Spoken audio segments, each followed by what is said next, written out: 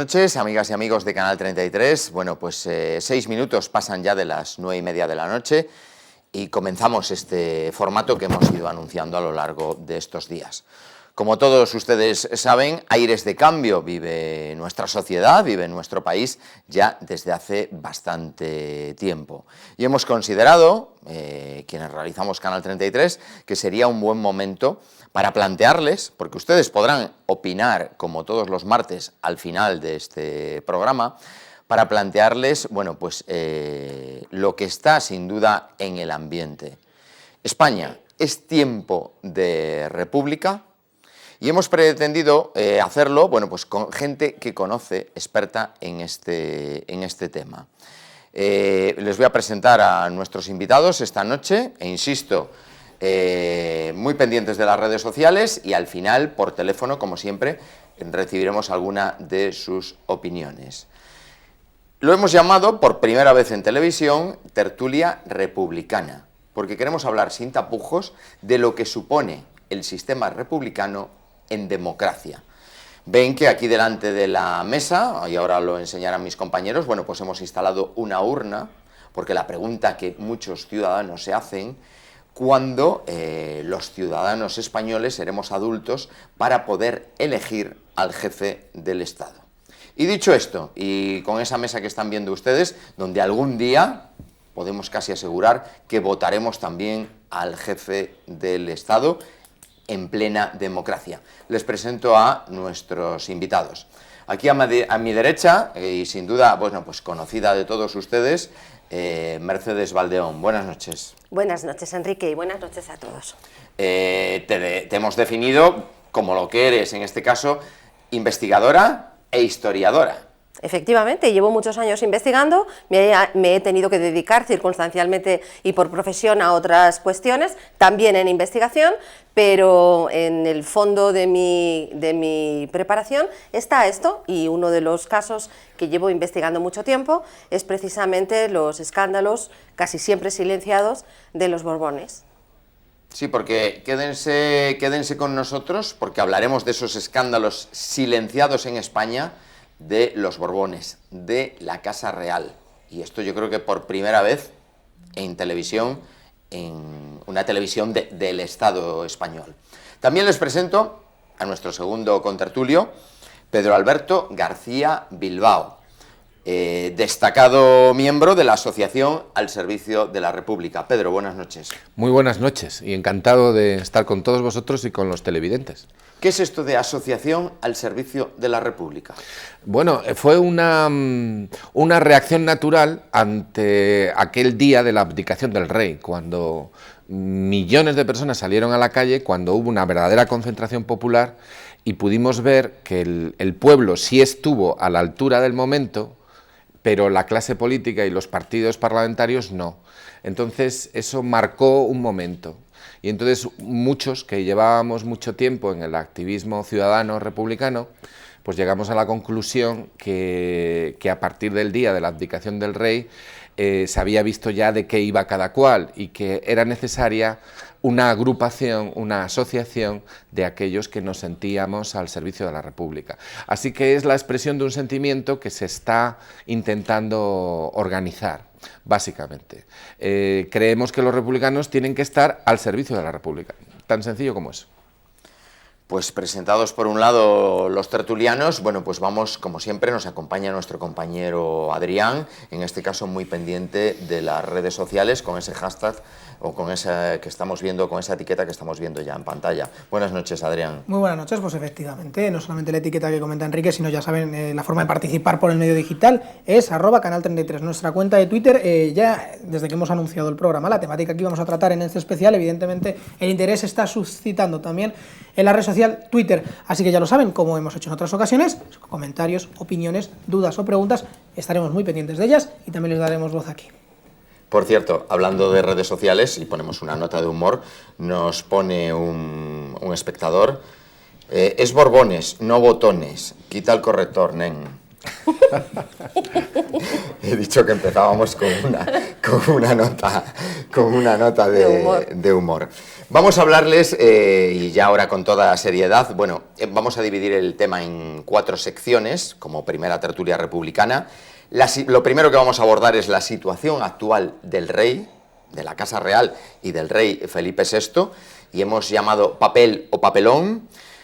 Hablamos también de los Borbones en España, escándalos siempre silenciados.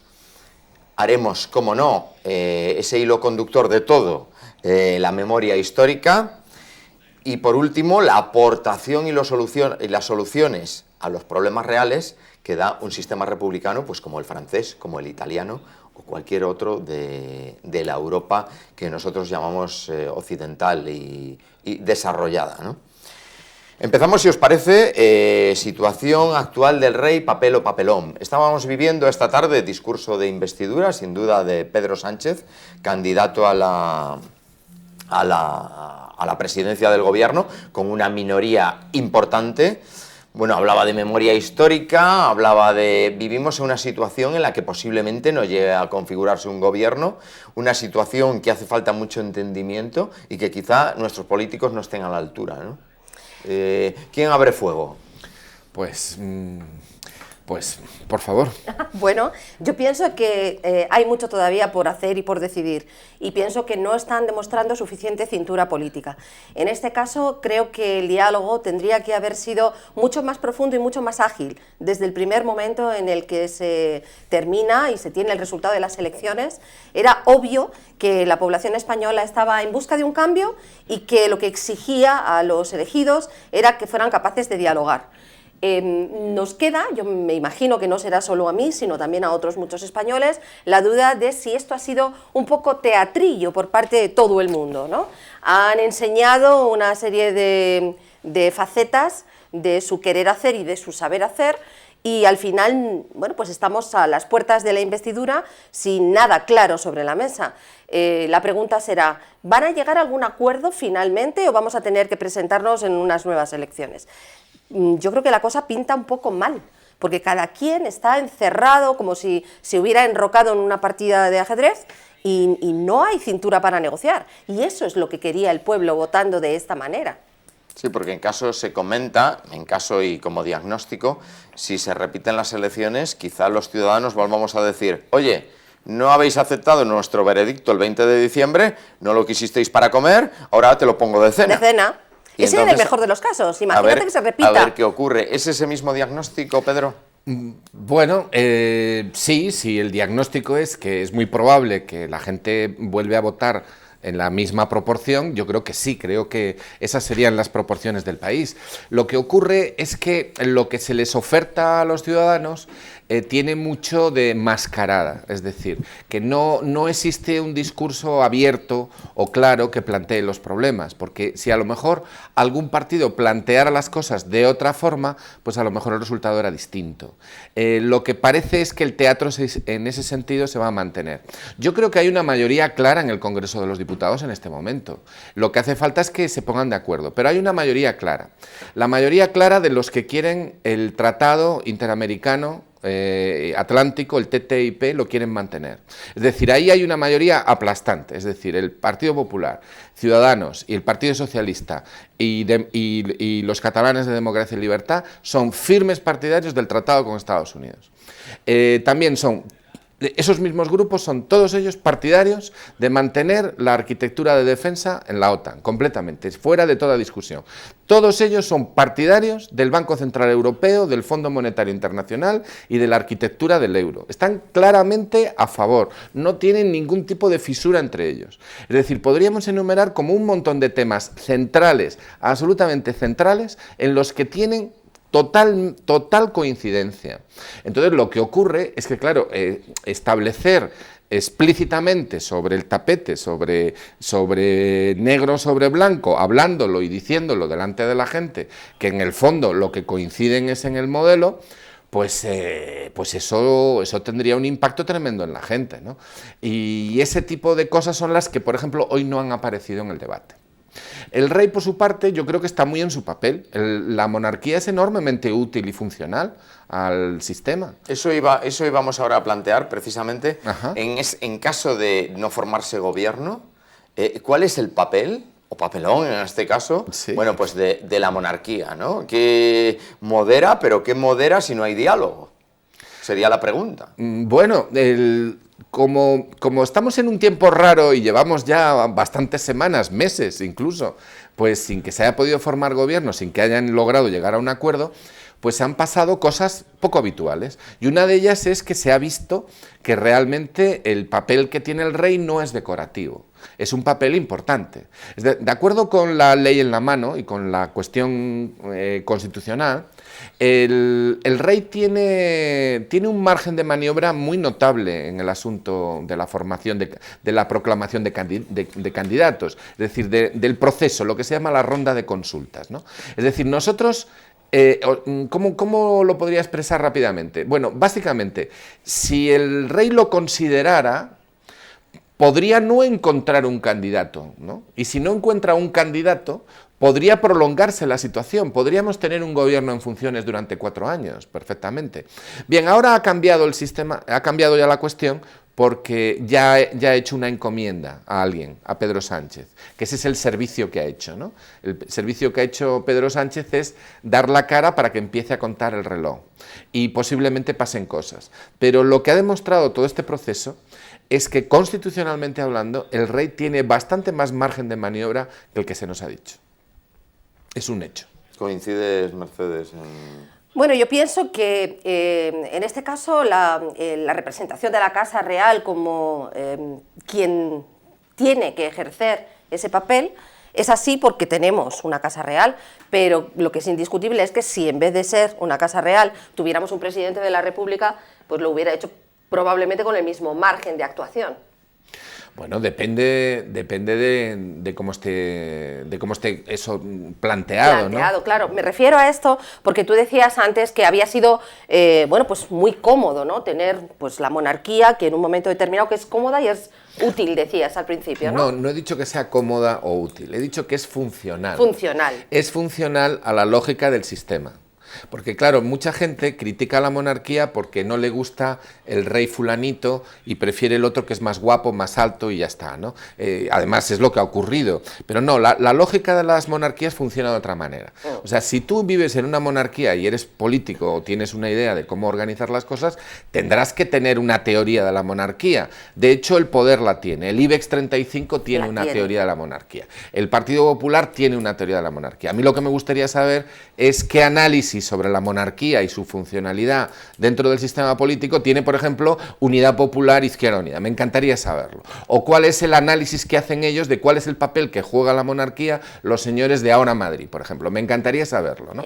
O incluso me gustaría también saber cuál es el análisis de cuál es el papel que juega la monarquía que tiene Podemos, ¿eh? O la ciudadanía en general. Bueno, la ciudadanía lo que tiene es una pluralidad de voces y de sentimientos respecto a la monarquía. Pero, por ejemplo, la monarquía no es política, a la monarquía no la votas. Es decir, como a los banqueros tampoco los votas, ¿no? Entonces están los banqueros, los del Consejo de la Competitividad, los grandes empresarios del IBEX 35 que se reúnen con el rey y ven entrar y salir a los políticos, mientras la clase política emergente, los partidos emergentes, se dedican a criticar a la política como hacían los antiguos falangistas.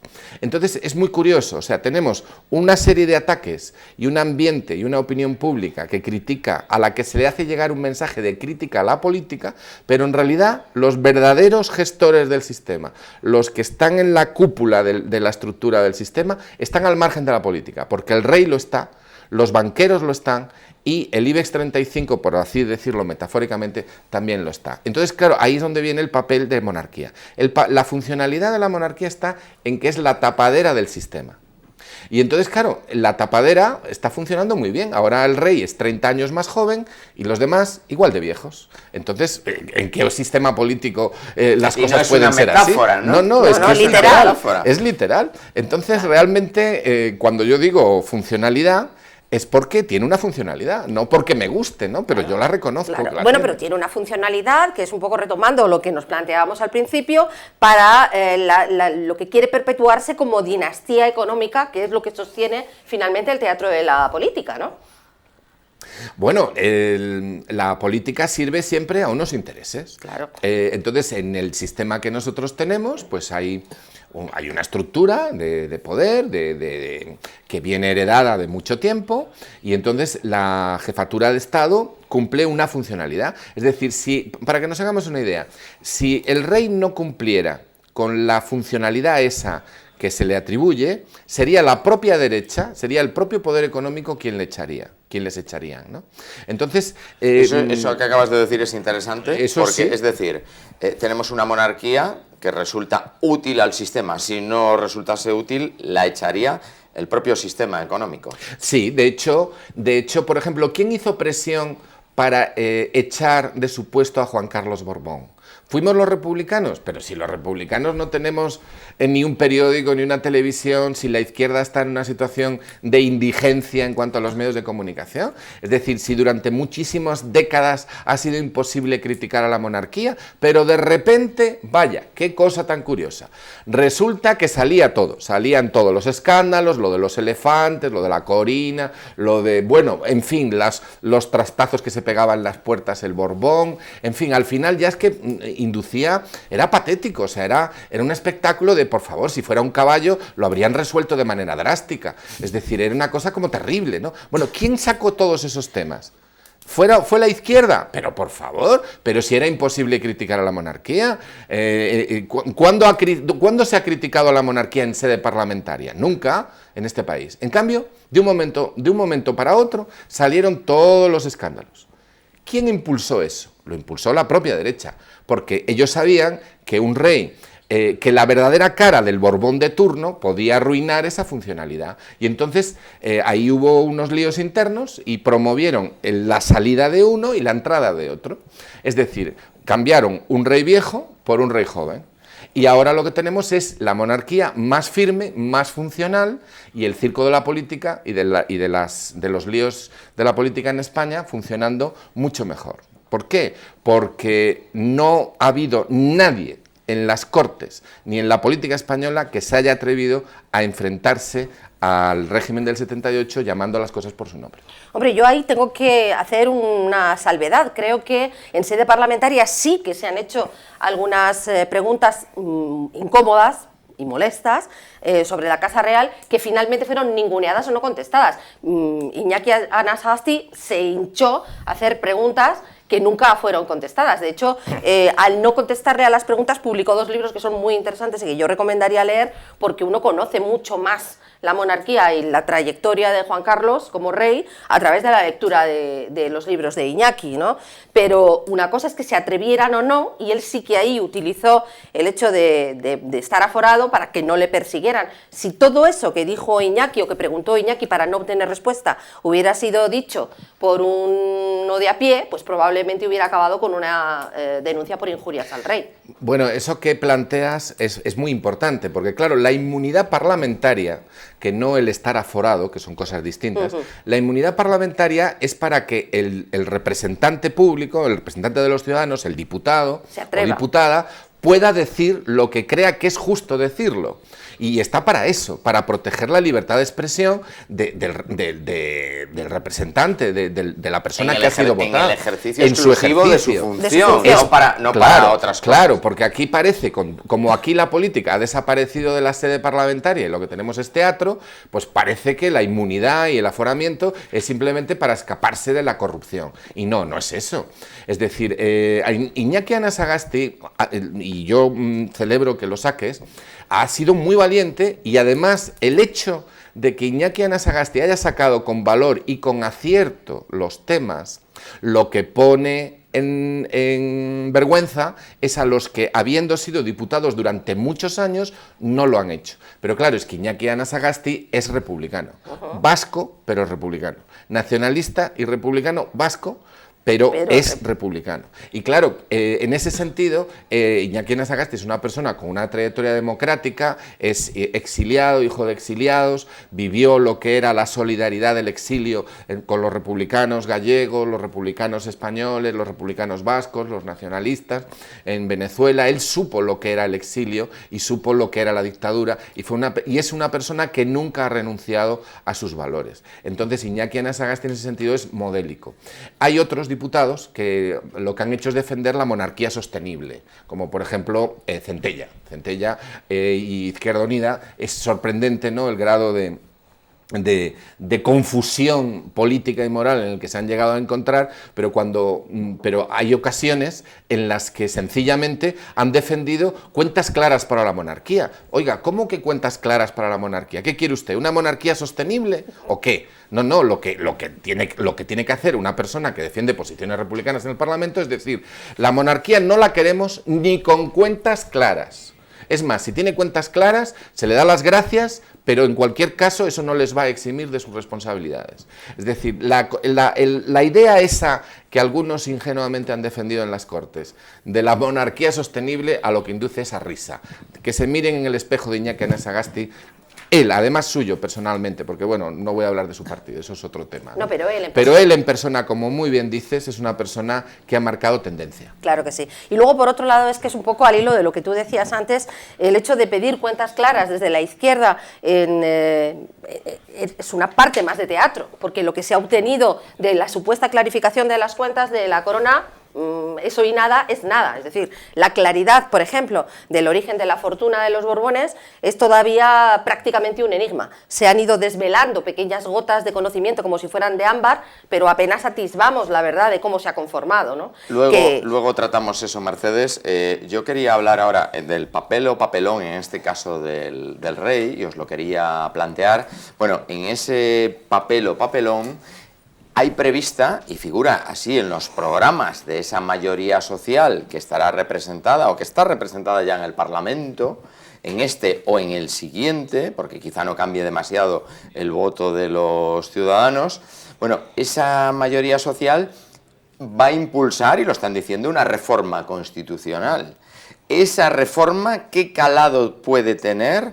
¿Y cuál será el papel de la monarquía? ¿Aceptarla, no aceptarla? Está el tema de la sucesión, que solo es para el varón primogénito, y que evidentemente hay cosas ahí. ¿Se va a abrir el melón de la reforma constitucional y afectará a la monarquía? Os pregunto. Hombre, pues antes de eso, dejarme saludar a un tercer contertulio que acaba de venir ahora, Mauricio Valiente. Me advierte que viene a título personal, pero yo tengo que presentar a los espectadores que es sin duda el tercer teniente de alcalde del Ayuntamiento de Madrid. Dicho esto, insisto que viene a título personal. Buenas noches, Mauricio. Buenas noches. Gracias por estar aquí. Gracias a vosotros por invitarme. Disculpar que he llegado un poco tarde, pero aquí estoy. Gracias. Hemos dividido en 4 temas y hago la recopilación para todos los espectadores también. Esta que hemos llamado Primera Tertulia Republicana en Televisión, situación actual del rey, papel o papelón, los Borbones en España, escándalos siempre silenciados, una pincelada que hoy se daba en el Congreso de Memoria Histórica, en el Congreso de los Diputados, y aportación y soluciones del sistema republicano a los problemas que tiene el país, ¿no? Evidentemente.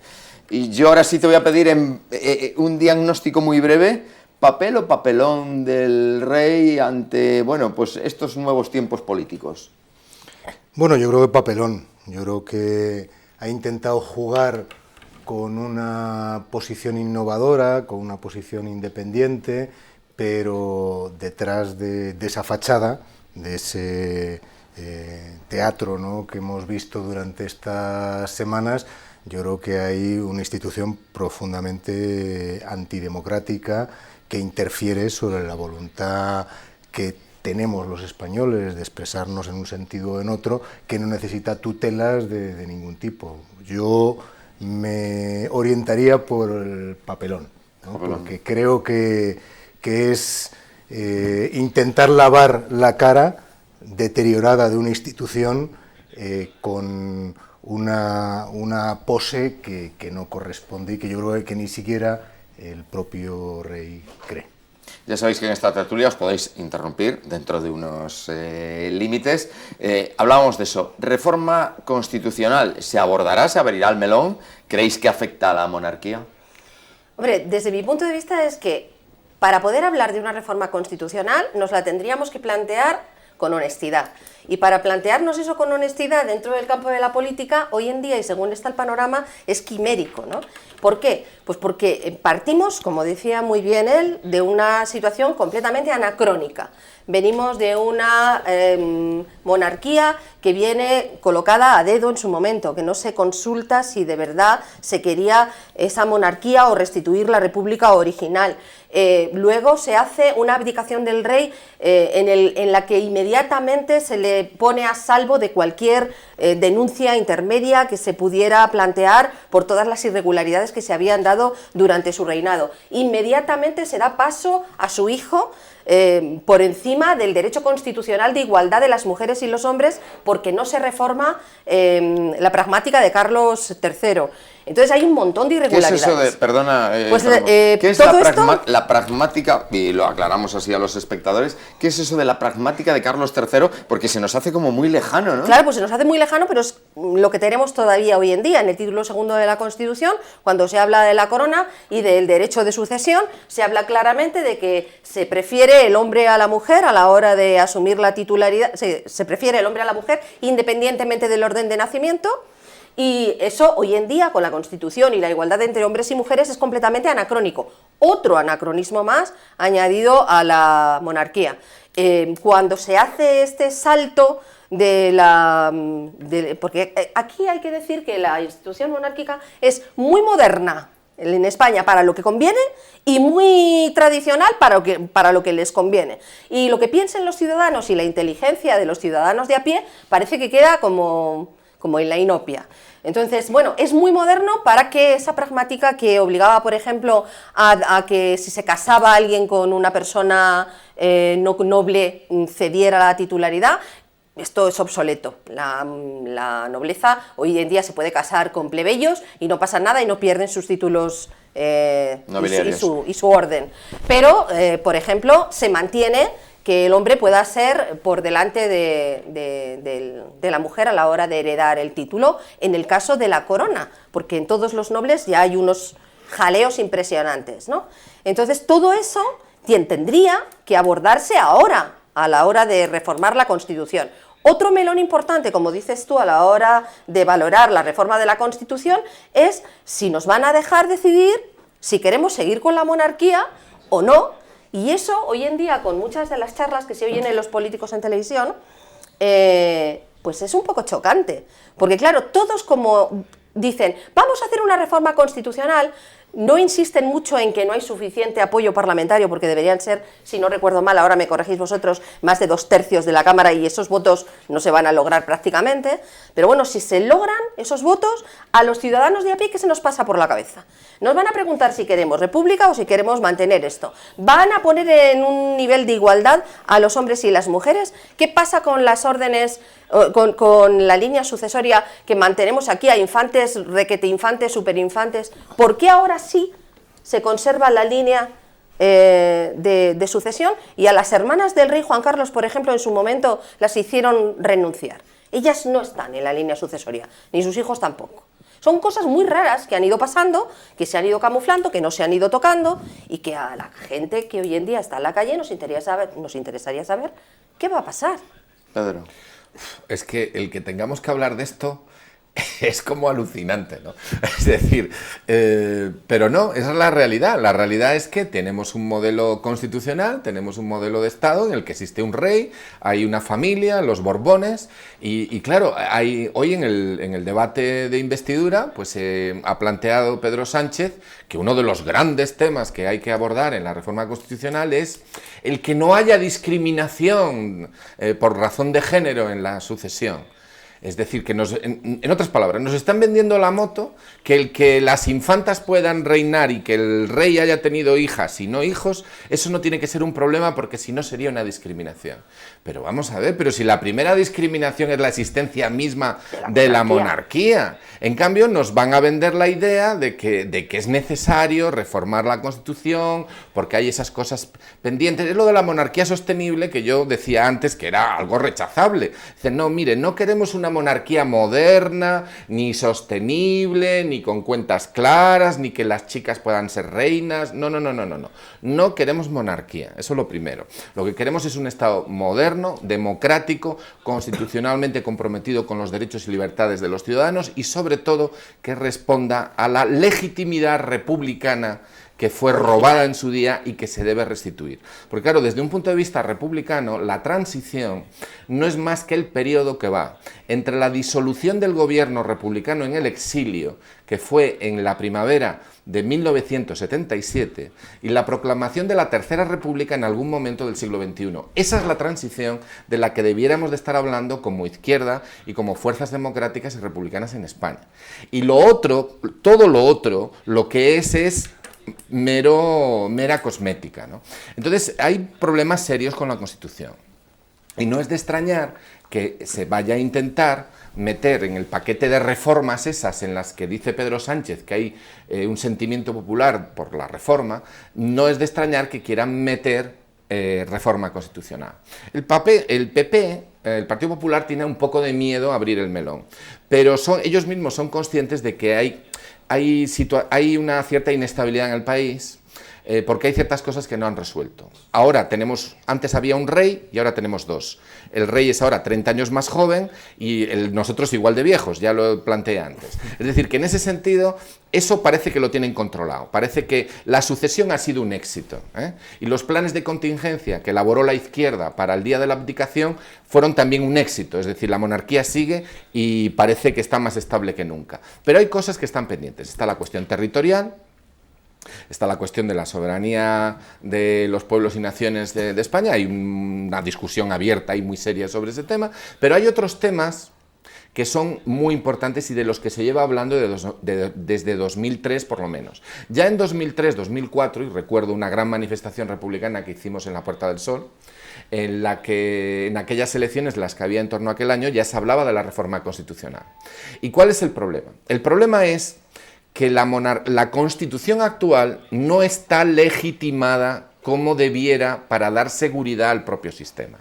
Porque la Constitución actual en realidad no es más que la ley que sustituyó a las leyes fundamentales del movimiento. Si nosotros vemos en el Boletín Oficial del Estado, cuando se promulga la Constitución, vemos que no deroga la Constitución de 1931. Lo que deroga por su promulgación la Constitución del 78 son las leyes fundamentales del movimiento. Es decir, la legitimidad del actual régimen es la de la ley de reforma política y la del régimen franquista. De hecho, en la jura, perdón que te interrumpa, por favor. De hecho, en la jura de Juan Carlos I, él jura los principios del movimiento, no la Constitución española. Bueno, lógicamente, porque la dictadura no acaba con la muerte de Franco. Claro. La dictadura acaba, formalmente hablando, el día que se proclama la Constitución nueva. Porque, por ejemplo, la ley electoral, esa ley electoral de la que estamos hablando y que se critica continuamente, ¿quién elabora la ley electoral? La ley electoral la elabora una comisión de las Cortes franquistas, por favor. ¿Quién decide que haya unas elecciones constituyentes? Nadie, porque las elecciones del 77 no tuvieron carácter constituyente. La palabra constituyente no figura en el Boletín Oficial del Estado. ¿Quién decidió que tenía que haber dos cámaras? Bueno, la Constitución sí, pero un momento, en el 77 se escogieron dos cámaras, ¿eh? Se escogió Senado y se escogió Congreso. Ahora, por ejemplo, hay un debate, y seguro que es un debate que vosotros en Ahora Madrid habéis tenido, como han tenido otros, ¿no? El debate de que el Senado no funciona, que el Senado hay que cambiarlo, el Senado no sé qué. Pero bueno, un momento. Una cosa es el discurso ese neofalangista de criticar a los políticos y las poltronas, que ese está muy extendido. Pero vamos a ver, ¿cuál es la verdadera funcionalidad del Senado? El Senado es el airbag del sistema. El Senado se creó por si salían mal las cuentas en las Cortes, en las elecciones. Con un porcentaje, además, de senadores de designación real. Exactamente, con 40 y tantos senadores de supervisión de lo que no les conviene. Entonces, digamos, digamos que yo creo que puede haber consenso si cuando se hablan las cosas aflora y, Claro. y aparece... La cuestión es que te dejen hablarlas. Exactamente, que te dejen hablarlas. Bien, lo que quiero decir es que hay ciertos elementos en la Constitución actual que parece que está todo atado y bien atado, pero que no lo están. El rey Juan Carlos Borbón no juró la Constitución, no la juró. La Constitución actual se eligió mediante un procedimiento muy especial, con una ley electoral hecha por las Cortes franquistas, sin apelación al poder constituyente, con los partidos republicanos ilegales en las elecciones del 77 y con un montón de cosas que eran preconstitucionales, ¿no? Por ejemplo, el concordato con la Iglesia, temas que no se podían tocar porque eran tabú, como el papel del ejército, la propia afirmación que se hace en la Constitución de que España es una monarquía. ¿Cómo que España es una monarquía? España no es una monarquía. España es la suma de todos los españoles y ellos soberanamente decidirán lo que quieran hacer. Pero no, España es... el carácter de que España es una monarquía es algo previo a la Constitución. Como si fuese un accidente geográfico. Claro, ¿no? eso es, exactamente. Pero nuestra esencia, nuestra identidad es que somos una monarquía. Entonces, claro, hay temas que quieren tocar, ¿sabes? Le voy a preguntar, con tu permiso, Por Pedro, favor, a Mauricio, adelante. si esos debates existen en Ahora Madrid, en donde... O sea, ¿existe ese debate y está vivo ese tema? Bueno, yo creo que es el trasfondo de la situación política que estamos viviendo. Evidentemente hay un proyecto gatopardista de cambiar algo para que lo esencial No cambie. continúe. Y yo creo que ahí está una reforma de la Constitución que no va a la esencia de lo que estamos planteando, que es un proceso constituyente. Porque no va a haber cambio de Constitución sin proceso constituyente y sin una fuerza constituyente, que es un pueblo mayoritariamente convencido de ir en esa dirección. Ese es el trasfondo donde participamos en debates. No entramos, al ser una candidatura municipalista, en cuestiones que vayan mucho más allá, una candidatura muy plural. Pero yo creo que el trasfondo es ese, ¿no? O sea, la necesidad de cambios en profundidad, entre otras cosas, que den sostenibilidad a la autonomía municipal, a la capacidad de hacer políticas diferentes y como alternativa al gatopartismo, ¿no? Porque modificar la Constitución se ha modificado, se ha reformado ya, se modificó por Maastricht, se modificó para... dar prioridad al pago de la deuda. 135, ¿no? Dar esa prioridad, o sea, que no es una novedad, y yo creo que está dentro del paquete, y dentro de ese papelón que hablábamos, pues va a estar la modificación, claro. En la prelación, ¿no?, de hombres y mujeres, que claro, que no cuestiona lo fundamental, pero que va a pretender dar una imagen, ¿no?, dentro de esa estrategia. Yo creo que no le van a salir las cuentas, porque yo creo que hay problemas reales que están sobre la mesa, derechos sociales, el modelo territorial, la democracia y la exigencia democrática real, que no va a justificar una operación en este sentido, ¿no? Yo quería preguntaros a vosotros. A mí una de las cosas, en fin, que yo trato más y con la gente con la que habitualmente charlamos de estos temas es el hecho de que de alguna manera los políticos, entre el teatrillo y no el teatrillo, nos estén haciendo tragar una rueda de molino absurda, que es el tema territorial, que es importantísimo. Dicen, entre comillas, esto de la reforma constitucional, pero pensando en un federalismo, o si realmente se debería plantear un referéndum para saber si queremos o no república, y sería esa la única alternativa de que el País Vasco finalmente no acabara también tirando para afuera como lo está intentando hacer Cataluña. Es decir, Mercedes, antes de que plantees la pregunta, no vamos a publicidad, sí, pero sí tenemos al teléfono, que además estaba comprometido con él, a Luis Egea, director de una de las referencias, yo creo, en este país. Estaba Radio Pirenaica y ahora está El Eco Republicano, ¿no? Luis Egea, buenas noches. Hola, buenas noches. Bueno, pues bienvenido a esta que hemos llamado Primera Tertulia Republicana en televisión. Lo primero, aclarar a los espectadores, yo hablaba antes de Radio Pirenaica, ¿qué es El Eco Republicano? Lo decía con cariño, ¿eh? Eco Republicano es una página web, ¿no? Es un espacio de comunicación político que pues está dedicado pues a impulsar la Tercera República, ¿no? Y bueno, yo lo definiría como una herramienta de los invisibles, ¿no? Porque somos los que no solemos aparecer en los medios de comunicación tradicionales, que siempre pues han estado, digamos, en manos de la derecha política y del capital, ¿no? Y del propio régimen. Luis, una cosa. Tú como periodista, ¿por qué crees que no se habla en los medios de comunicación de todos los temas y problemas que planteáis en Eco Republicano? Bueno, pues la verdad es que el republicanismo es un tema tabú todavía hoy en día. A pesar de que pues hay medios de comunicación que son valientes y tratan de hablar de republicanismo, de memoria histórica, la República siempre está al margen, ¿no?, del debate político actual. Siempre se dice que no toca hablar de República, que no es el momento, que hay otras cuestiones más importantes, pero al final todo eso son excusas, ¿no? Porque la República no es solo cambiar un rey por un presidente o presidenta, sino que detrás de la República pues viene una alternativa política que va a definir pues el modelo actual de España, ¿no? No sé si queréis hacerle alguna pregunta o alguna cuestión a Luis. Dejo abierto, ya aprovechamos que le tenemos. Darte también las gracias por estar ahí en línea. Yo le haría una pregunta a Luis. ¿Me oyes? Sí. Bien, pues yo te preguntaría, oye, ¿y qué tal impacto tiene en redes Eco Republicano? ¿Cómo calificarías tú la presencia en las redes sociales del mensaje republicano?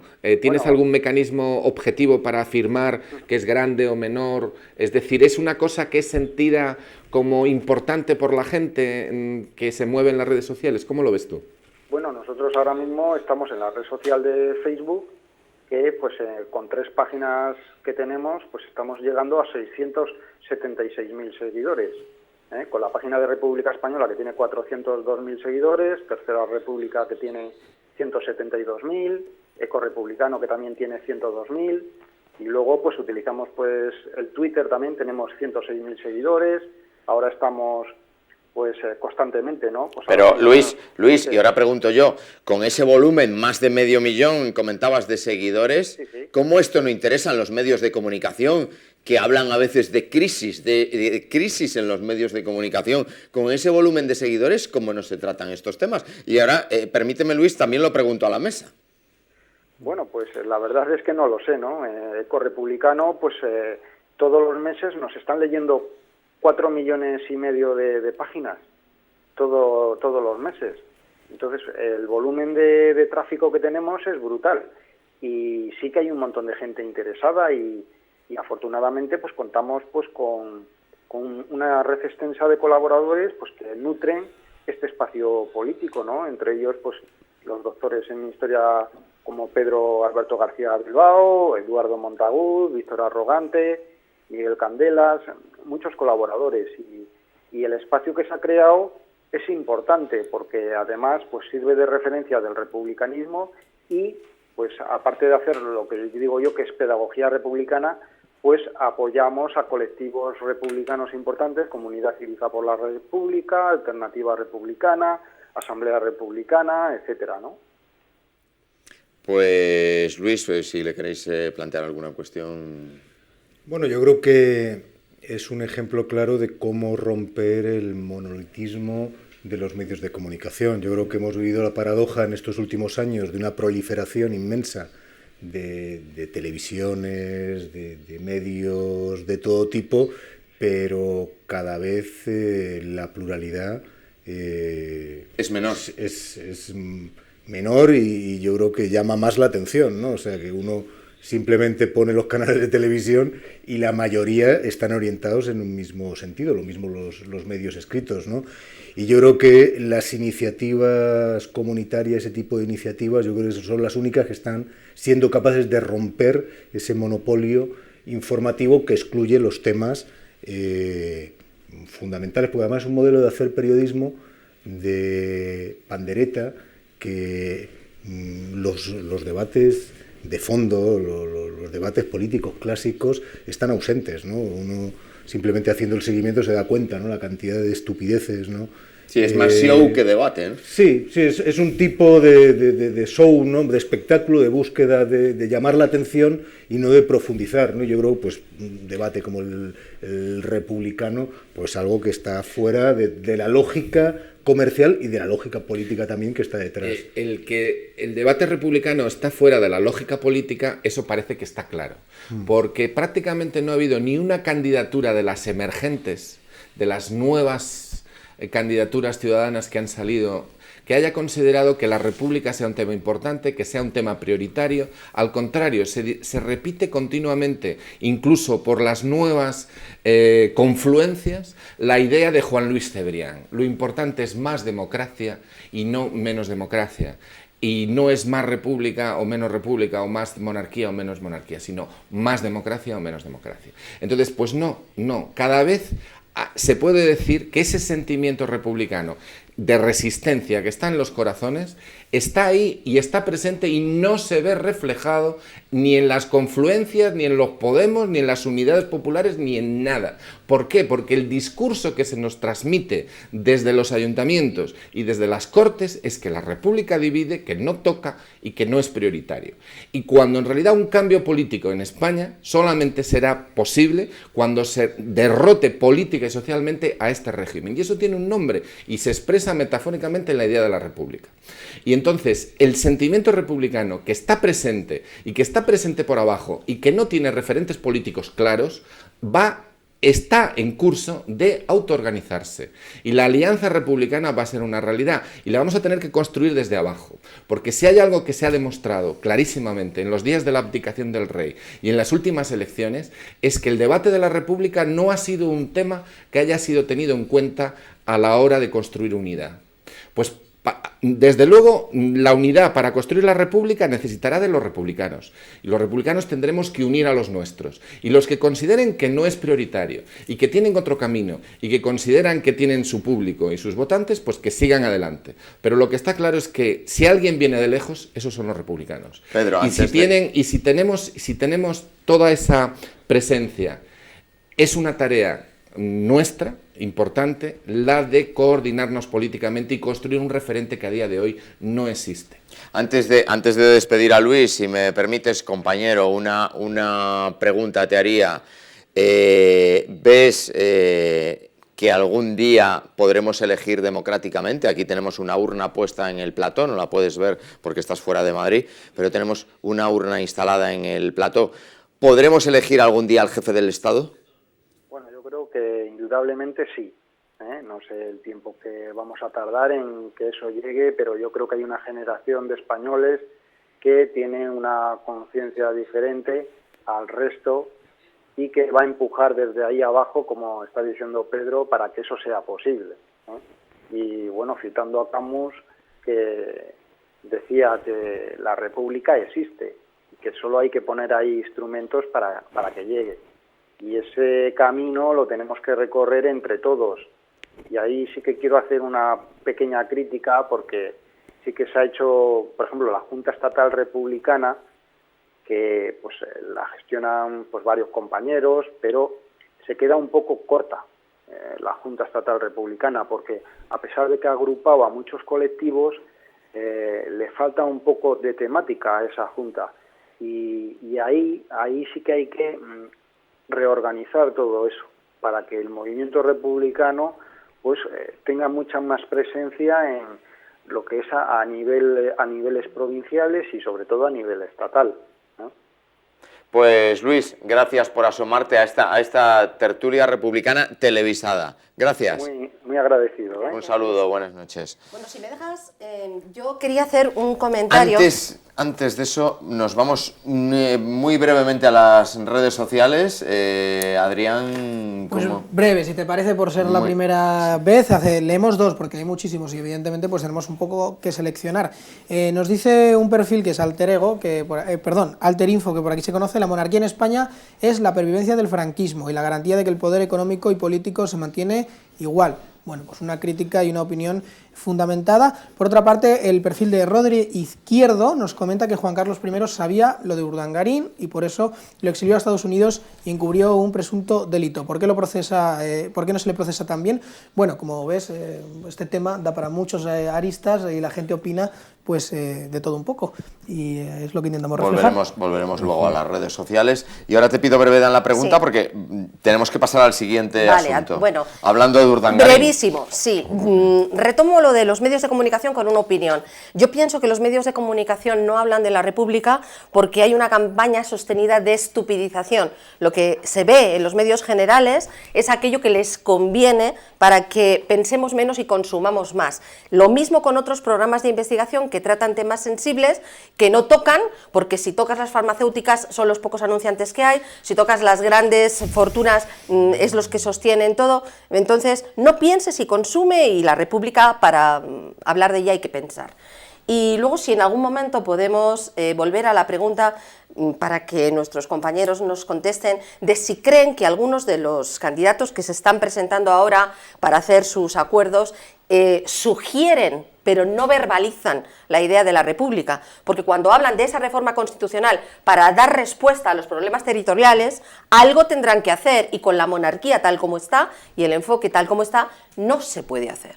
Esto lo dejo ahí sugerido para que luego vosotros me deis vuestra opinión. Bueno, pues ya vamos a pasar lo dejamos pendiente encima de la mesa, pero vamos a pasar al tema siguiente, y hablando en este caso de medios de comunicación, ¿por qué los Borbones y en toda su trayectoria, bueno, la Casa Real ha sido salpicada por un tema que se está juzgando de corrupción? ¿Por qué los escándalos son siempre silenciados? Y hay unos cuantos, y creo que Mercedes, tú nos has traído unos cuantos libros que se han publicado, muchos han pasado desapercibidos, no se habla de ellos, pero al final la monarquía no es una institución, el rey no es un personaje exento de corrupción o limpio como la patena, ¿no? No. Realmente, después de muchos años de investigación de sucesos ocultos dentro de la corona, hay que decir varias cosas, que desde hace mucho tiempo hablar en España de la corona para cuestionarla simplemente era constitutivo de un delito, ¿no? Rápidamente te metían una denuncia por injurias a la corona o al rey. Pero hay muchos investigadores atrevidos que desde hace mucho tiempo pues han ido hablando. Lo que ocurre es que sus libros se han ido silenciando en los medios de comunicación para reducir al mínimo la publicidad, y prácticamente se han ido vendiendo pues por la recomendación boca a boca. Hay algunos de los clásicos, como el que escribió Jesús Cacho hace ya pues muchos años, en el año 1999. Yo tengo aquí la 5ª edición, que es la que yo compré, pero vamos, ahora ya está por la 12ª edición, ¿eh? Entonces, bueno, pues él habla de cómo forma su fortuna el rey, una fortuna que la revista Times o Times y Forbes y el New York Times cifra aproximadamente en 1.800 millones de euros. Lo cual 1.800 millones de euros, pero recordemos que el rey Juan Carlos, el rey emérito, que llaman ahora, viene a España con una mano delante y otra detrás. Eso se supone, que incluso, digamos, las fortunas de los aristócratas españoles ayudan a su padre Nestoril a mantener su casa. Pero bueno, se supone que a través de una serie de amigos, de peticiones, de dinero, esto lo sostiene Jesús Cacho en este libro, en El negocio de la libertad, piden apoyo a otras monarquías, entre ellas especialmente las de origen árabe, a las que les llegan a pedir a unos 10 millones de dólares a cada una de las casas reales, y algunos incluso más dinero. Hay cartas escritas por Prado Colón de Carvajal, un amigo íntimo de Juan Carlos, que le hace, bueno, pues de gestor, en la que pide 10 millones de dólares, y hay cartas que firma de puño y letra el rey, como por ejemplo al Shah de Persia, pidiéndole esta cantidad de dinero. En la mayor parte de los casos se les da. También sostiene Jesús Cacho que el rey Juan Carlos es comisionista, por ejemplo, de todas las ventas que se hacen y las compras que se hacen en España relacionadas con el petróleo, reservándose una cantidad de dinero importante. Pero bueno, esto ya estamos hablando del rey emérito, pero es que, por ejemplo, también se dice que como venían de una casa real que no tenía prácticamente patrimonio artístico propio, porque la República incauta los bienes y los cede al Museo del Prado, que entonces gestionaba Pablo Picasso, pues entonces ellos ven una estratagema para hacerse con una de las colecciones de arte más importantes que había en ese momento en España. Eso es conocido en los medios de investigación como la herencia Hernani. es del duque de Hernani. Él fallece sin herederos directos y entonces la Casa Real, a través de unas gestiones un tanto encubiertas que hace Sabino Fernández Campo, parece ser que falsifican su testamento y meten a los 3 hermanos de la familia. Hacen que, siendo Borbón los 2 primeros apellidos, aunque no vienen de una rama común de los Borbones, el rey firma la autorización para que el duque de Hernani ceda a cualquier miembro de la familia con su propio apellido su título y su herencia. Entonces se lo ceden a la princesa Margarita y la princesa Pilar se encarga de ir vendiendo los cuadros de esa colección en Europa a través de Sotheby's. Esto lo denuncian los herederos originales y verdaderos de esta colección, que son la familia Méndez de Vigo, y para todos nuestros espectadores, si quieren entrar en profundidad sobre todos estos detalles que yo ofrezco como pinceladas, está colgado en internet. Han hecho multitud de reclamaciones en tribunales, porque claro, la gente dirá, bueno, ¿y eso por qué nunca se denunció? No llegó a los medios de comunicación, digamos, generales, porque no interesa, pero la familia heredera original hizo todo tipo de reclamaciones que se han ido frenando por todas partes. Esta sería, porque en total eran unas 885 piezas de arte que están completamente documentadas porque habían formado parte de los fondos del Palacio, o sea, del Museo del Prado, y que luego, en esta labor de maquillaje para poder quedarse con esas obras de arte, salen del Museo del Prado y desaparecen las fichas. O sea, ya no están en el Museo del Prado. No, claro, lo sacaron todo. De hecho, en la página web de la familia Méndez de Vigo, que es Ángel Fire Borbones Ladrones, pues podéis meterlo en el browser general de internet, así se llama. Sale, sí, es Ángel Fire Borbones Ladrones y sale todo. Tenéis una copia pormenorizada de cada uno de los cuadros, en qué museos han ido a recalar, muchos de ellos que se han vendido a través de Sotheby's, y en fin, un montón de cosas. Ante eso, Urdangarín es un aprendiz. Bueno, Urdangarín se supone que una vez que la infanta Pilar se retira de Sotheby's, se jubila, hace de intermediario para, a través de Corina, seguir vendiendo piezas a Sotheby's. Es decir, hace de intermediario para seguir vendiendo piezas de esas obras de arte que se reparten estratégicamente entre la casa del rey emérito y el príncipe, en este caso ya el rey Felipe. Todo eso lo explican pormenorizadamente en esta página estos herederos originales y legítimos del duque de Hernani. Este sería uno de los escándalos, claro, luego hay muchos más. Se supone, según sostiene la familia Méndez de Vigo, que parte de la colección que no se podía sacar de España, porque aunque es propiedad privada de esas familias nobles, no es patrimonio de patrimonio nacional, pero es patrimonio español, con lo cual esas obras de arte no podrían haber salido de España. Bueno, pues parece ser, siempre según lo que sostiene la familia Méndez de Vigo, que salen justo cuando la princesa Cristina y Iñaki Urdangarín se van a Washington. Y ahí es cuando se constata una de las ventas de una de las piezas al Museo de Washington. O sea, que son cosas que realmente, bueno, pues hay una ocultación, hay un interés de que no se sepa. Y ahora pregunto a Mauricio, ¿por qué crees que estos temas en los medios de comunicación, porque sin duda son temas que dan audiencia, o sea, son temas que en una democracia se debaten, ¿no? ¿Por qué no salen? Bueno, pero yo no creo que sean escándalos tan silenciados. O sea, lo que estamos viendo, tenemos estos libros, ¿no? O sea, y es algo que ha ido saliendo recurrentemente. Yo lo que sí creo es que hay un esclarecimiento pendiente de cada uno de ellos. Claro. O sea, lo que hay es un manto, una protección que no se corresponde con una función pública. Y con la ejemplaridad que se supone que es lo que de alguna manera legitima una monarquía, ¿no? Con la regulación de la misma, ¿no? Que yo creo que es lo que explica que, bueno, que al final pues esto todo está en una especie de misterio, ¿no? Porque no hay un esclarecimiento, que yo creo que es lo que falta, porque que este fondo y este ruido viene sonando desde hace mucho tiempo, son buena prueba esto, lo que estamos viendo en los medios. Yo creo que los que tenemos memoria recordamos recurrentemente, ¿no? Noticias en este sentido, pero no hay un esclarecimiento. Entonces, pues al final, pues esto parece que es como el monstruo del lago Ness, ¿no? Sí. Que bueno, pues estos son unos locos, ¿no? Y yo creo que en ese sentido lo que hay que reclamar es un esclarecimiento, pues como cualquier otra situación de este calado. tipo. Pedro. Vamos a ver, yo creo que el principal robo de la familia Borbón no es el robo, es el secuestro de la representación de la soberanía popular española en razón de la posición que ocupa.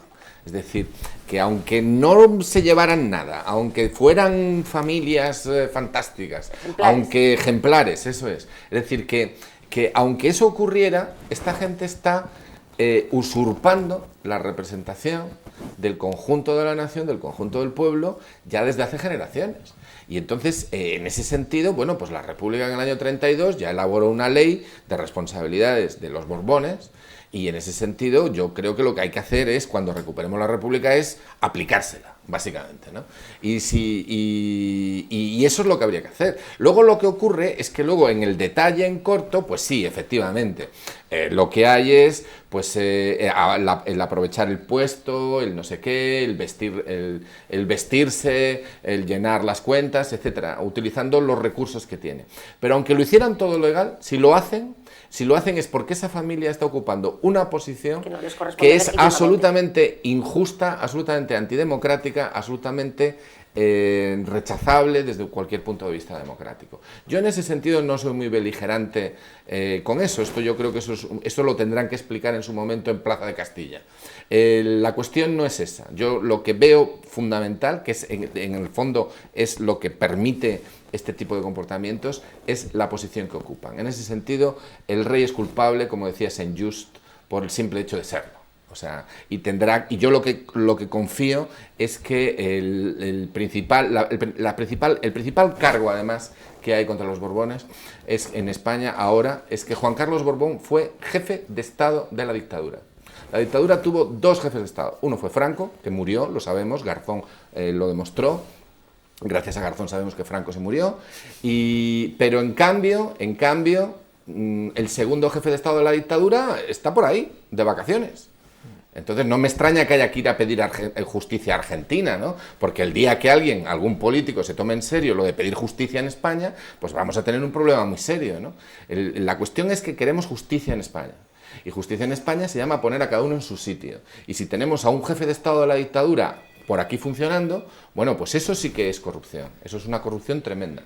Y eso es algo que no... Pedro, planteas el tema de justicia. Sí, pero fíjate que evidentemente la posición política de defensa de la democracia, que es un modelo republicano en definitiva, ¿no? En esencia, la compartimos, yo creo los que tenemos ese planteamiento, pero socialmente la importancia que tiene este tipo de situaciones. Eso es verdad, si pensamos el impacto, o sea, si ha habido un momento con toda la impunidad que veníamos comentando, con todo el cuidado con que los poderes, los medios han tratado ese tipo de casos, si ha habido un momento donde se ha deslegitimado más la institución monárquica, ha sido cuando han salido a la luz los mayores casos de corrupción. O sea que yo creo que si en un plano político y teórico está claro, sí, pero socialmente reconozcamos la relevancia que tiene esto para el debate que nos... Claro, porque la concienciación, ¿no?, ciudadana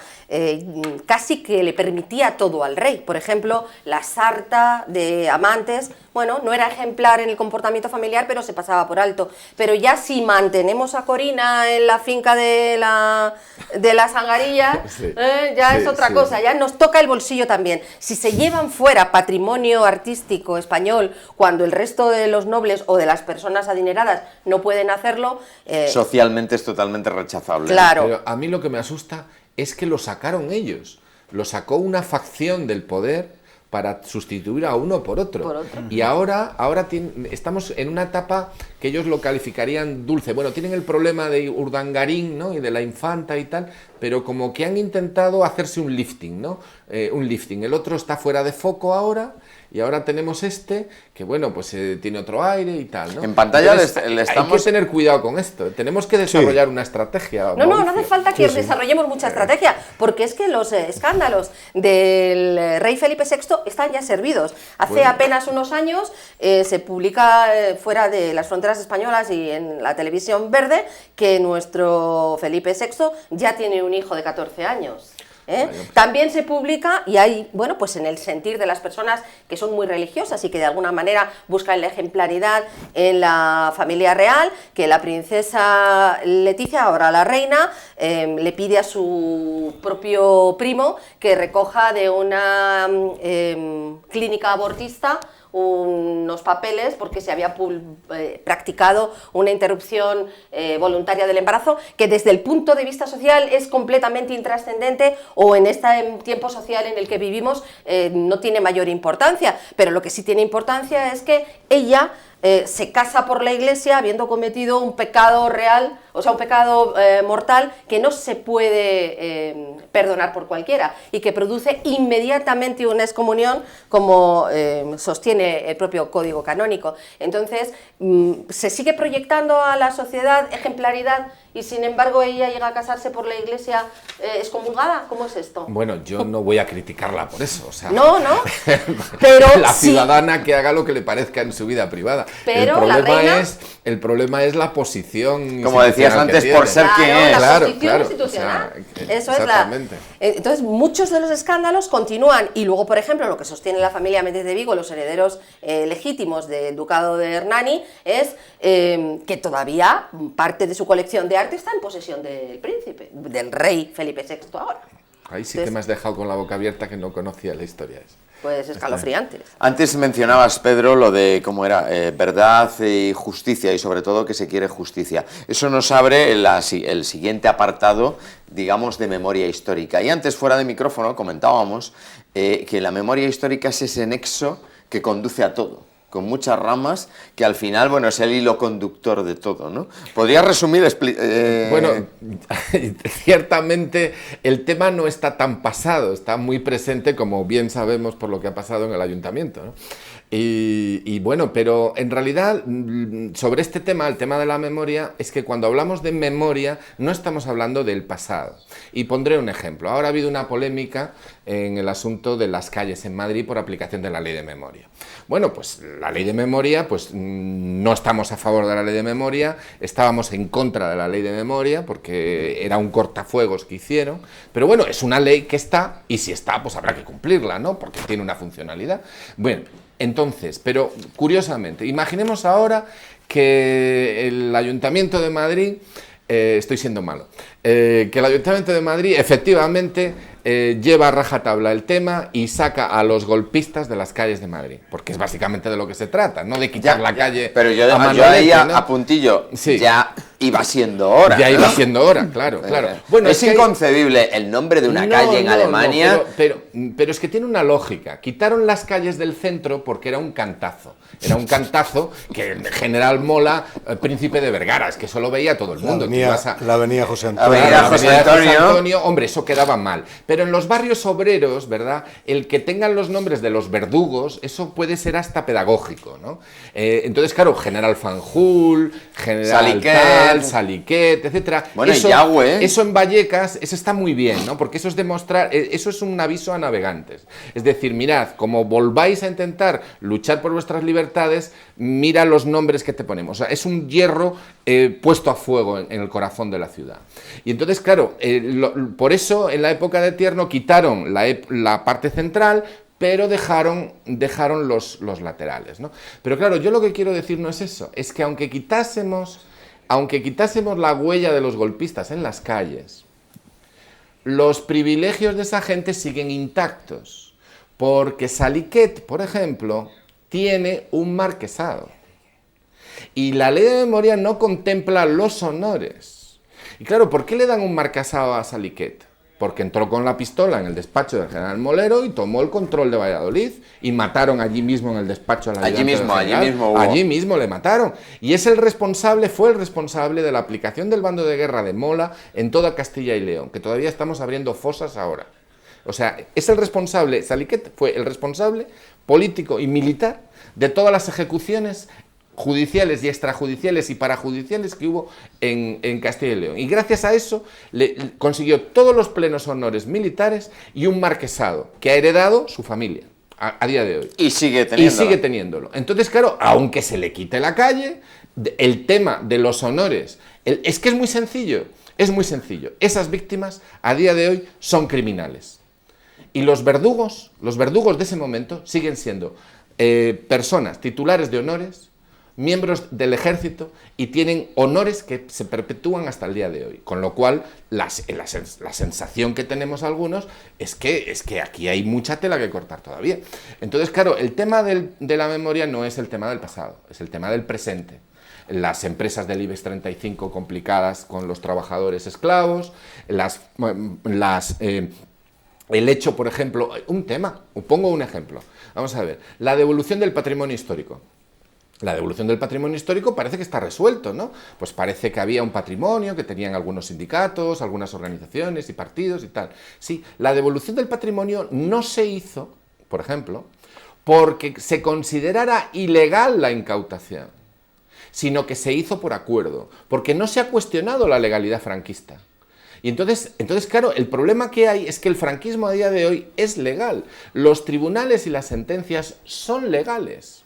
Entonces, el tema de la memoria... Y yo pregunto, ¿de qué legalidad estamos hablando? De la legalidad emanada del bando de guerra, del general Mola, que es la que genera la justicia al revés, de la que habla Serrano Suñer, con todo el paquete de leyes que elabora Serrano Suñer para para construir una legalidad del franquismo, que es la que da origen a las leyes fundamentales, que es la que da origen a la ley de reforma, que es la que da origen a la ley fundamental actual, que es la Constitución llamada del 78. Podemos decir, ¿la monarquía legaliza el franquismo? No, la monarquía es la evolución del franquismo. Es decir, en el sentido de que la relación, por ejemplo, vamos a ver, nosotros ahora queremos hacer políticas sociales y políticas de cambio que mejoren la condición de vida de la gente y defender los derechos sociales de la gente. ¿Por qué? Porque estamos sometidos a una agresión brutal. Para conseguir eso se necesita hacer unas políticas, pero para hacer esas políticas se necesita vencer o darle la vuelta a la relación de fuerzas. Pero es que la relación de fuerzas que nosotros tenemos hoy en día, la relación de fuerzas política, está en función de la manera en que se gestó la transición. Y la transición se gestó de una manera en que los privilegios del régimen anterior y de los grupos sociales que les apoyaban se han mantenido intactos. Entonces, para conseguir de forma creíble otras políticas hoy en día, tenemos que afrontar muy seriamente el tema de la permanencia a día de hoy de la impunidad del franquismo, que es a lo que tienen miedo a la impunidad del franquismo. Entonces, el régimen actual, en la medida en la que perpetúe la impunidad del franquismo y no haga frente a este problema y se considere que esto todo está pasado y está ocurrido, eso será un error porque no lo vamos a lograr. Entonces, lo que tenemos que hacer en el conjunto de las fuerzas de izquierda y las fuerzas progresistas, las fuerzas de cambio y las fuerzas que se consideren republicanas, pues será ver este tema seriamente, dejarnos de tonterías, hablar con el lenguaje de la claridad y no con el lenguaje de la ambigüedad, unir a los nuestros y plantear seriamente que una democracia social avanzada en España necesita afrontar esto, necesita afrontarlo. Y mientras no se afronte, pues no se va a hacer nada. ¿Quién es más interesado en que no se afronte? Pues las empresas del IBEX 35 que están implicadas, no hay más que ver el tema de lo del Valle de los Caídos y las grandes obras públicas que se hicieron y las grandes constructoras que han estado relacionadas con el trabajo esclavo. En Alemania, por ejemplo, eso está resuelto, en Holanda se resolvió, en Francia se resolvió, ese tema aquí en la ley de memoria ni aparece siquiera, por ejemplo. Entonces, claro, el problema es que hay una serie de temas que parece que son del lejano pasado, pero que en realidad están muy presentes. Entonces, en el ámbito... que se lo digan en este caso a Mauricio, en el ayuntamiento, sí, con la aplicación de la ley de la memoria histórica, esas calles de barrio, sí, ¿no? Esos sitios de barrio que homenajean a generales golpistas, ¿no? Exactamente. Sí, que vamos a cambiar en aplicación de la ley y que vamos a acompañar de una actuación mucho más global, porque yo coincido que de lo que se trata es precisamente de construir nuestro presente. O sea, cómo vamos a cambiar nuestro país, a tender puentes en un estado tan plural como es España, si no construimos una identidad democrática que esté basada en la cultura, en los ejemplos de dignidad magníficos de los luchadores sociales. Si no lo construimos en esa base, ¿cómo vamos a construir una identidad compartida, que pueda ser diálogo. Y ese es uno de los grandes debes de la monarquía. La monarquía, ¿qué ofrece? La unidad de destino en lo universal. O sea, el discurso... Pero eso es casi bíblico, ¿no? No, bíblico, pero que real. es donde nos formamos. Yo recuerdo haber estudiado Yo manuales la enciclopedia Álvarez.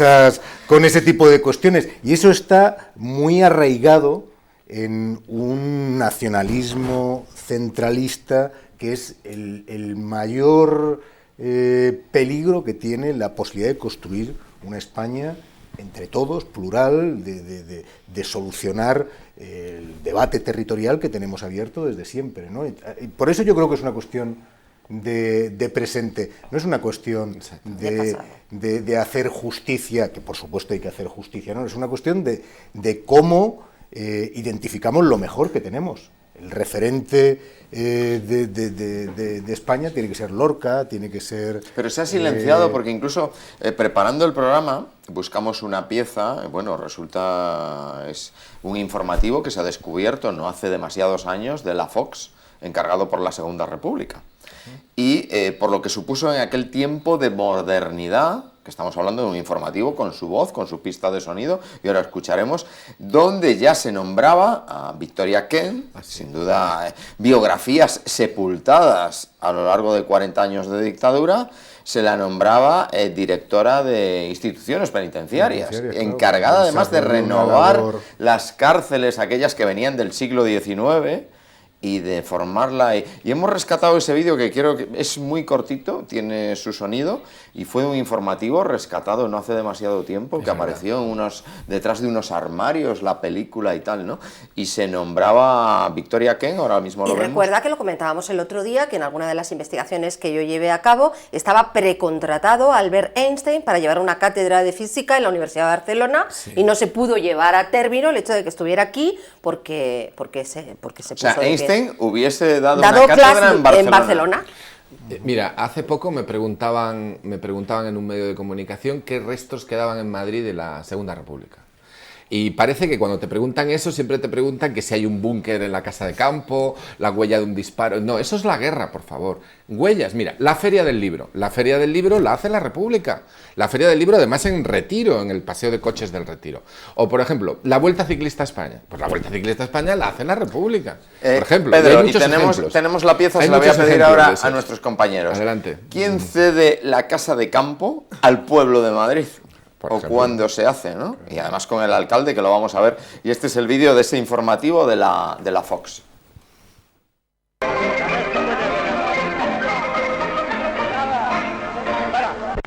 En nombre del Gobierno Provisional de la República Española, doy posesión a la señorita Victoria Kent de la Dirección General de Prisiones.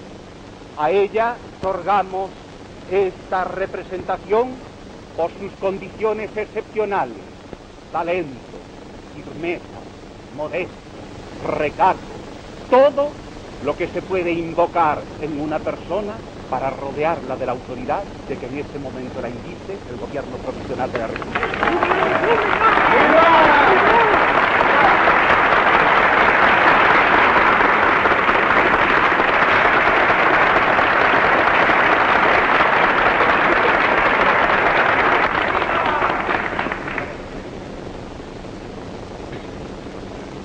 Sean mis primeras palabras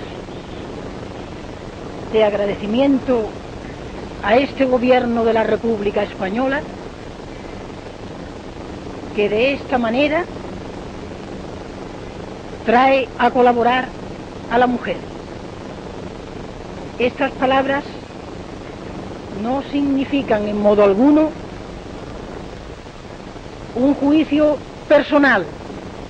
Yo recojo en este momento el sentimiento y el pensamiento de todas las mujeres españolas. Bueno, pues ahí lo tienen, un informativo de la Fox, encargado por la Segunda República, bueno, pues de esa época, ¿no?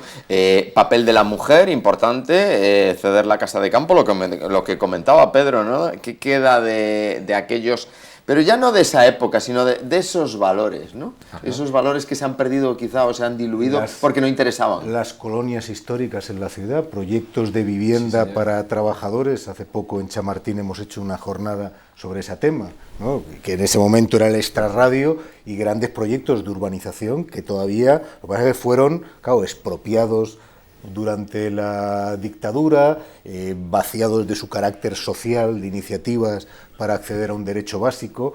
Son muchos más de los aspectos que siquiera sospechamos y que están en nuestro entorno. Por ejemplo, la gente que trabajaba en el partido sindicalista, en el periódico sindicalista, todo el trabajo que se hizo ahí, en fin, había muchas cosas que se frenaron de pronto. Estábamos a la cabeza de la progresía en Europa y nos quedamos parados en seco. Es verdad. Es que, bueno, ese es otro gran tema, ¿no? O sea, las ideas preconcebidas, los tópicos que nos han metido en la cabeza, la falsa imagen que se ha transmitido. La salvación. Claro, además, lo que es terrible es cuando se ha escuchado a algún dirigente político en la actualidad decir que como fuimos derrotados y hay muy mala imagen, no se puede defender la República, porque no se consiguen mayorías defendiendo la República.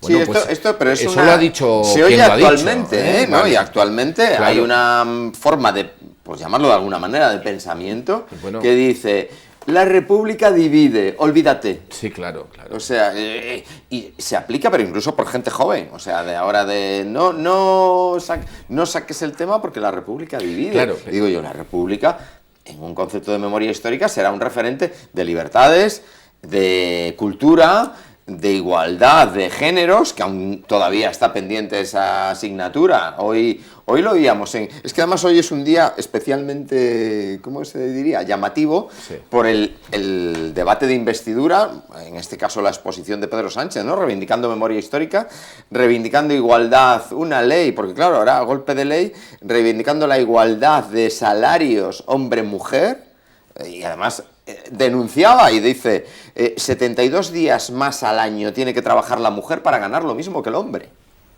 Que se dice pronto. Eso es lo que decía O sea, Pedro antes, son que es una asignaturas. vergüenza que hoy en día, que estamos en pleno siglo XXI, tengamos que andar hablando. Él comentaba pues de los detalles de la peculiaridad de la monarquía, pero hoy en día tener que seguir hablando de esto, o sea, y tener que defenderlo y tener que obligar a que se logren repartos digamos, puestos de responsabilidad, es que, en fin.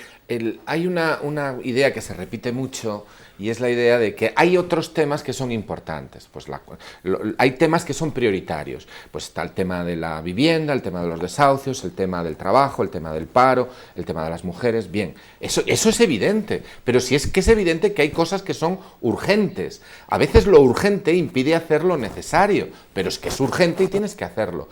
Pero es que la lucha por los derechos sociales, la lucha por la igualdad de género, contra la brecha salarial, la lucha por el tema de los desahucios, el tema del trabajo, el tema de la dignidad y el trabajo. Todos esos temas sectoriales juntos son el programa de la República. Si luchamos por ellos por separado, nos vencerán por separado. Si luchamos por ellos dentro de un plan, podremos vencer. Y lo que pasa es que uno lo que no puede hacer es haber interiorizado el discurso franquista. Voy a preguntar, aprovechando que está aquí Mauricio, voy a preguntar, ¿luchando por separado se pierde? ¿La experiencia de gobierno en ese caso en Madrid, en un ayuntamiento, luchando temas por separado, ¿se corre el riesgo de perder? Yo creo que sí. Yo creo que lo que ha demostrado, lo que nos demuestra la práctica, es que puedes alcanzar cuotas de poder y hacer medidas progresistas, de ir avanzando, intentar recuperar espacios privatizados, pero que en la esencia de lo que son el conjunto de las políticas que están aplicando requieren de cambios mucho más en profundidad de lo municipal, y eso es, entre otras cosas, un proceso constituyente, que yo creo que es la base de lo que es la alternativa republicana, que es recuperar soberanía, recuperar la capacidad de decidir el país en el que queremos vivir. Y eso afecta desde el modelo de Estado hasta el artículo 135 y que desde la decisión mayoritaria podamos decir en qué invertimos nuestros recursos hasta que se puedan hacer políticas públicas porque desafíes, ¿no?, el hecho de Procusto que te ha impuesto Bruselas o que te imponen los grandes poderes financieros, ¿no? Y yo creo que ese es el aspecto fundamental de esa alternativa global, que es un proceso constituyente que permite recuperar soberanía. Y eso es esencial, la soberanía, decir quién es tu jefe de Estado, la soberanía económica, la soberanía social, ¿no? Y creo que ese es el enfoque. Claro. Claro, sin soberanía no vamos a ninguna parte. Necesitamos soberanía económica, monetaria, política, de defensa y soberanía para decidir nuestro futuro, y eso se llama república. Y ha sacado el tema de proceso constituyente. Sí. Eso es un concepto que es muy técnico, que viene del mundo del derecho político constitucional y que está en circulación desde hace unos años a un nivel sorprendente. En el año 77 la palabra democracia se utilizó para evitar pronunciar la palabra república. Y algunos tenemos la sensación de que proceso constituyente se está utilizando ahora, no digo que sea tu caso, en modo alguno, pero es para evitar pronunciar la palabra ruptura y república. Y entonces, claro, proceso constituyente, pero bueno, o sea que tenemos que ponernos técnicos, pues nos ponemos técnicos. Vamos a ver, los procesos constituyentes los organizan los gobiernos provisionales después de una ruptura con el régimen anterior. Entonces, las dos repúblicas que ha habido en España no vinieron por un proceso constituyente, sino por una ruptura con lo anterior. Y el único proceso constituyente que hubo en España a lo largo del siglo XX fue el que convocó el gobierno provisional de la República en junio de 1931. Abril vino por unas elecciones municipales que derrotaron al bloque de clases que estaban enfrente, que derrotaron el bipartidismo de entonces ante los crímenes, los excesos y la corrupción dominante y el agotamiento de la monarquía. Hubo un movimiento social muy importante organizado y una conjunción de republicanos y socialistas con el concurso de los sindicatos que lograron en las candidaturas municipales explícitamente republicanas, lograron vencer políticamente en el centro y en Cataluña al poder central. Y eso provocó la sensación de derrota aplastante del poder central, que ante la perspectiva de perder Cataluña y perder el centro, decidieron dar un paso atrás, sacrificar al rey y ceder, porque no podían mantenerlo todo. Era un escenario en el que la relación de fuerzas se invirtió. Y ese gobierno provisional fue el que convocó el proceso constituyente. Si ahora se convoca un proceso constituyente y no es como resultado de una victoria popular, el proceso constituyente lo va a organizar Rita Barberá, de presidenta de la Comisión Constitucional del Congreso. Hombre, por favor. Entonces, vamos a ver de qué estamos hablando. Además, vamos a hablar, hay que sacar este tema y hay que sacarlo con naturalidad. Yo comprendo que se emplee la expresión proceso constituyente, pero si se utilizara como eufemismo, no. Entonces ahí vamos a hacer batalla de eso. Aquí hay una cuestión muy clara. ¿Va a haber reforma constitucional? Lo habéis dicho antes, ¿verdad? Pues es muy posible. Pues si hay reforma constitucional tendremos que decidir cuál es nuestra posición frente a eso. Es decir, es muy sencillo, mira, ¿cómo lo vemos los republicanos? Pues los republicanos lo vemos de la siguiente manera. La posición del rey es una posición ilegítima, porque ya hubo un referéndum, no hubo un referéndum, hubo dos referéndum, que son los que han traído la monarquía a España, que son los referéndum franquistas. Los referéndum franquistas trajeron la monarquía, son las que eligieron, además de todo el conjunto de Borbones, escogieron al Borboncito que más le gustaba a Franco, porque no era el heredero histórico. Y hubo dos referéndum. La cuestión es, ¿damos por válidos los referéndum franquistas? ¿Los referéndum franquistas son considerados a día de hoy aceptables políticamente? ¿Aceptamos la legalidad emanada de los referéndum franquistas? Pues algunos sencillamente decimos que son inaceptables.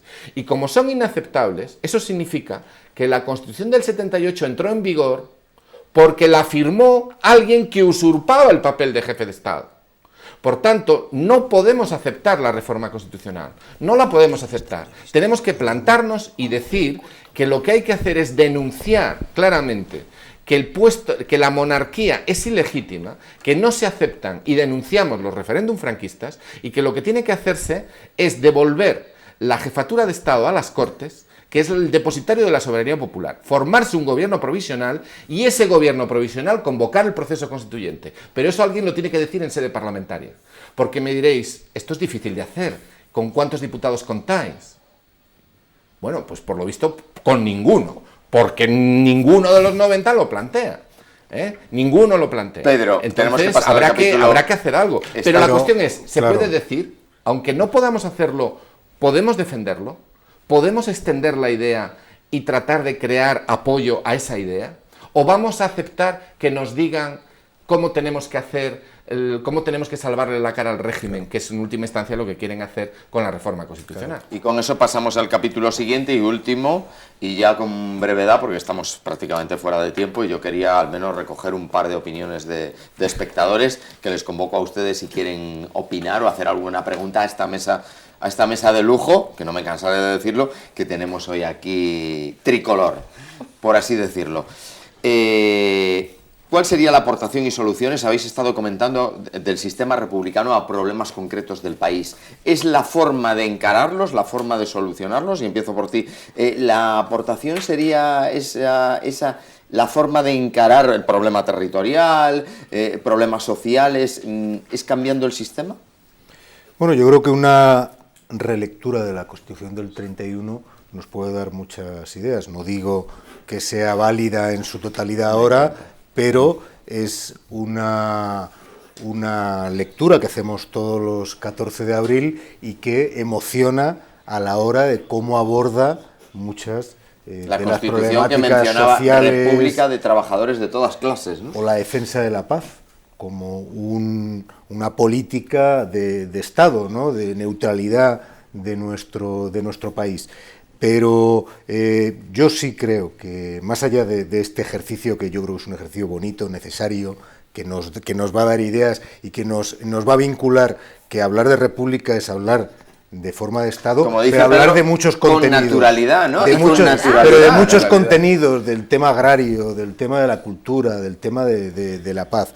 Yo creo que es, como he dicho antes, es la forma de recuperar soberanía para, desde lo político, lo social, lo cultural, definir el país que queremos en un momento de crisis profunda de la que no vamos a salir con reformas con la mano parciales, cara. con reformas parciales, porque la reforma de la Constitución, yo creo que este no es un debate jurídico, es un debate político real. La reforma va a ser el 135, va a ser la reforma que se hizo de Maastricht, va a ser una reforma que no va a ir a los aspectos fundamentales que la gente está reclamando en nuestras ciudades. Vamos rápidamente, redes sociales, y ahora ya les convoco si quieren dar su opinión o hacer alguna pregunta, insisto, a esta mesa de tertulianos de lujo, pues será el momento. Redes sociales, Adrián. Pues tenemos muchísimos comentarios, hay que agradecer a la gente que también está siguiendo el debate por redes sociales, vía Twitter, en el medio digital.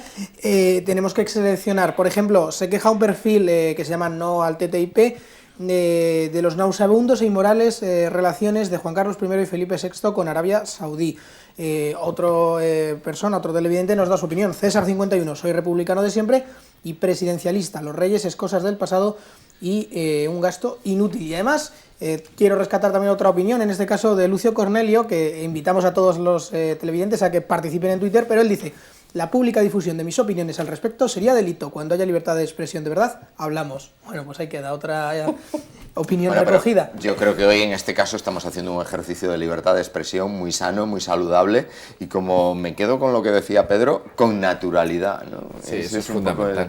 Tenemos dos opiniones de dos espectadores, no sé si quieren plantear alguna pregunta. Vamos con uno primero. Buenas noches. Hola. Bueno, sí, susto. ¿Su nombre? ¿Qué pasa por ahí? ¿Su nombre? Antonio. Antonio. ¿Desde dónde nos llama? Bueno, pues llamo aquí desde Madrid. Desde Madrid. Desde el barrio de Usera. De Usera.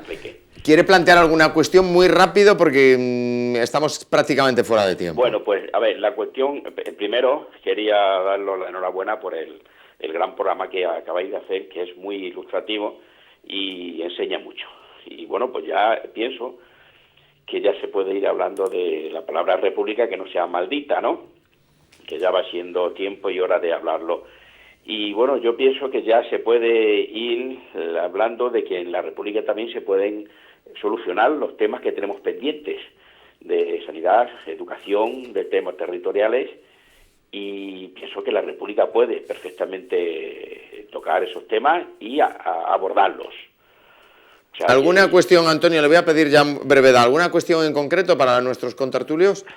Bueno, pues no quiero decir ninguna cuestión en concreto, sino que me ha gustado el programa y que hay que hacer más programas de eso para que sea ilustrativo y nosotros aprendamos de ello. Simplemente con eso ya me vale el programa de esta noche. Pues muchas gracias, Antonio. Vamos con la siguiente. Buenas noches. Enrique, buenas noches. Félix del Bellón. Félix del Bellón. ¿Qué te parece? ¿Qué me parece el qué? Porque cómo me voy a perder yo esta noche, madre mía, estoy tan entusiasmado. Si mi padre levantara la cabeza y viera estas cosas, el hombre se pondría. Yo quisiera a estos señores que a veces convocamos para el 14 de abril una manifestación como Dios manda, ya que los medios normales, que si se pueden llamar normales a los medios del Estado, no dan ni siquiera una reseña del día 14 de abril como pasó el año pasado. Entonces hay que unirnos todos, todas las concesiones republicanas, lo de la memoria histórica como estoy yo y toda la gente, tenemos que hacer una manifestación, pero con alguien que se enteren en el mundo entero que estamos aquí los republicanos, que hemos tenido que someternos como yo 65 años de dictadura que llevamos en este país, que hemos pasado la dictadura franquista y ahora que podemos tener un poco de democracia, pues mira cómo están las Cortes, que se quieren pegar todos por lo mismo, el PP está ahí como un gato afilado y así estamos todos. Así que darle las gracias a todos y a Canal 33 y salud y república. Muchas gracias, Félix. Un saludo. Buenas noches. Y la última opinión de algún espectador. Buenas noches. Hola. Hola, buenas noches. ¿Su nombre? Carlos. Carlos, ¿de dónde nos llama? De la zona sur de Madrid. Zona sur de Madrid. Sí. ¿Quiere preguntar alguna con mucha brevedad? Sí, no, lo único que quería era decir que, bueno, que soy republicano y que los gobernantes que tenemos ahora, pues, no nos representan con legitimidad a los ciudadanos y que, pues, se debería encabezar un candidato republicano, pero que se le vea en sus formas de hablar y sus políticas. Sí, claro, supongo que quiere decir, Carlos, que se visibilice, ¿no? Sí, claro, o sea, no decir soy republicano solo en las tertulias, sino pues en la calle, en las conversaciones, en las entrevistas oficiales, y claro, y que como en principio político y democrático es que la soberanía radica en el pueblo, reside en el pueblo, por más complicada que sea la Constitución, en el aspecto de reforma me refiero, el pueblo es el soberano. Entonces, si abanderamos un candidato republicano abiertamente y el pueblo apoya a ese candidato, no hay Congreso, no hay 2/3 que manden para que el pueblo elija. Pues Carlos, aquí queda su opinión. De jefatura del Estado. Aquí queda su opinión. Muchas gracias por participar. Ya, minuto final. Empezamos por Pedro, porque tenemos que concluir.